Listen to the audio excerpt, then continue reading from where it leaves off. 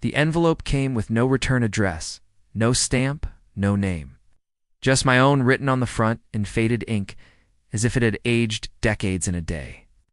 Inside was a single note, written in neat, slanted handwriting. You are invited to stay at the heir's house behind Ash Hill, 1 week only. Then you will know the truth. It made no sense. I had no relatives I knew of, no inheritance waiting, and no reason to go. But the letter haunted me.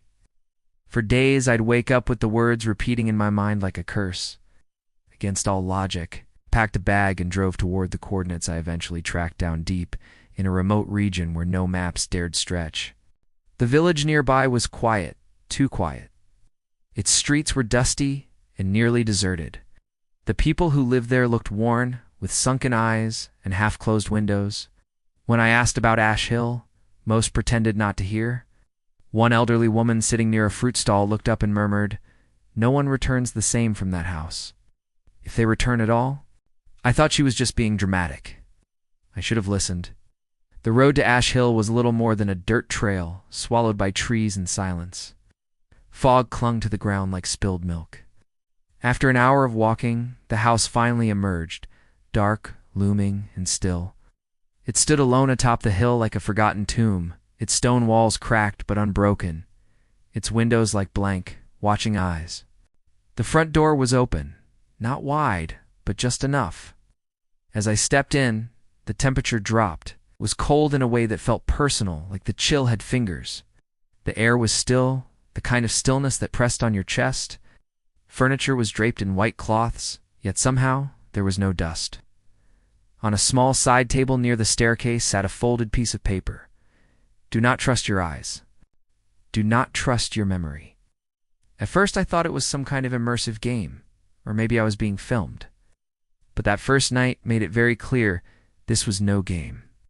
I awoke at 3:13 a.m., not from a sound, but from a presence. Something in the room had changed. I sat up in bed. The shadows were wrong, longer, stretching toward me like arms. Then I heard its soft footsteps above me. Not rats, not creaks, deliberate, slow steps. I got up and checked. The hallway was empty. But when I returned to my room, it wasn't my room anymore. The bed was gone. The walls were stone. A mirror had appeared on one side of the room, tall and old. In its reflection, I wasn't alone. A woman stood behind me. Her skin was pale, almost gray, and her mouth hung open wider than should be humanly possible. She whispered something, but I couldn't make it out. Then she smiled. Her teeth were broken. When I blinked, she was gone. Ow. The next day, every door I opened led to a different place. The kitchen became a hallway I'd never seen before. Out. The stairs led back to the same floor, endlessly. I began to feel trapped inside a maze that shifted as I moved. By the third night, I heard voices in the walls. Some wept, some whispered names. One voice kept repeating mine, over and over. Then came the mirrors. There were dozens of them throughout the house. They appeared suddenly on walls, in the middle of hallways, behind doors. Every reflection was wrong. Sometimes I'd see versions of myself doing things I didn't remember. Other times, I saw strangers screaming, bleeding, clawing at glass. Each mirror became a window into madness.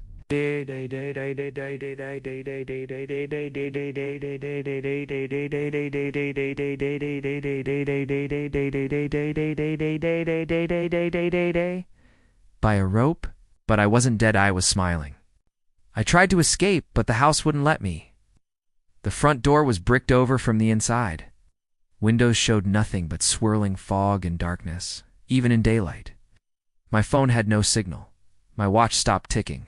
I was outside of time. On the 5th day, I found an old journal hidden behind a loose tile in the floor. Its cover was cracked leather, its pages filled with erratic, slanted handwriting. It belonged to a man named Elias Werther, former psychiatrist who once lived in the house. His entries started rational, but grew darker with each passing page. "The house is alive," he wrote. "It learns your fears. It feeds on what you hide. I brought my patients here to cure them. Instead, it cured me of doubt. Now I understand the house is not haunted. The house is the haunting." His last entry simply read, "To leave. Someone must take your place." On the sixth night, I awoke to find a key on my pillow. It was old, rusted, ancient. I knew immediately which door it unlocked, the one in the cellar that had been shut since I arrived. I went down. The air was thick, almost liquid. Each step felt heavier. At the bottom, I found a chamber with stone walls and a single object at its center, a massive mirror covered in a red velvet cloth. When I pulled the cloth away, I didn't see myself. I saw a version of me I'd never known, as dark teeth rotted, skin pale and tight. It grinned, then it moved. At my reflection, it moved on its own. It raised a finger and pointed at me. At. Its mouth opened and said, "The house has accepted you." The lights went out. I don't remember what happened after that, not clearly. But the next thing I knew, I was standing at the edge of the village again. My clothes were torn, my hands were covered in dried blood. And everyone in the village stared at me like they'd seen a ghost. The old woman from before approached. She didn't ask where I'd been. She only said, "You brought it back with you. Now, ... days later. I'm back home, but I still hear footsteps at night. The mirrors in my apartment show things I haven't done yet.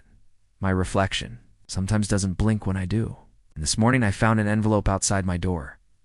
No return address, no stamp. Just someone else's name on the front. The house is looking for someone new.